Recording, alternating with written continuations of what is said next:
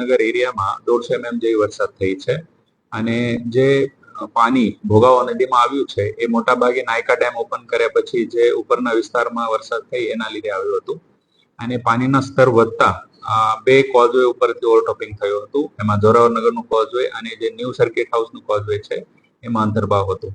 પછી એક બે જગ્યા કટ જે હતું એનાથી વોટર જો છે એ આપણા રિવરફ્રન્ટ ઉપર પણ ઘૂસી ગયો હતો. અને અત્યારે જે છે એ વોટરની પાતળી ઓછી થઈ ગઈ છે. અમારી બધી સાફ સફાઈ થઈ ગઈ છે. નવો જે કોઝવે છે એ શરૂ પણ કરવામાં આવેલ છે, પરંતુ જોરાવરનગરનું કોઝવે જો છે એ અત્યારે અમે બંધ રાખ્યો છે. એટલે નાનું મોટું રિપેર જે છે કરવાની જરૂરિયાત હતી એ અમે કરાવી દીધી છે. શહેરમાં પણ મોટા ભાગે જ્યાં જ્યાં પાણી ભરાયું હતું એનું અમે નિરાકરણ કર્યું છે. થોડુંક અંતરિયાળના ગલીઓમાં થોડુંક પાણી છે એને નિકાલ કરવા માટેની સૂચના અપાઈ ગઈ છે અને સઘન સ્વચ્છતાની કામગીરી કરવા 1-2 દિવસમાં પણ સૂચના અપાઈ ગઈ છે. એટલે અગર વરસાદ નહીં થાય તો આગળના 1 થી 2 દિવસમાં શહેરમાં જે થોડું ઘણું વોટર લોગિંગનું ઇસ્યુ થયું છે કે એક જગ્યાએ ખાડાઓનું પડ્યું છે એ અમે અત્યારે અસેસમેન્ટ કરી રહ્યા છે. એટલે 2 થી 3 દિવસમાં આમાં જે છે એ સુધારામાં આવી જશે.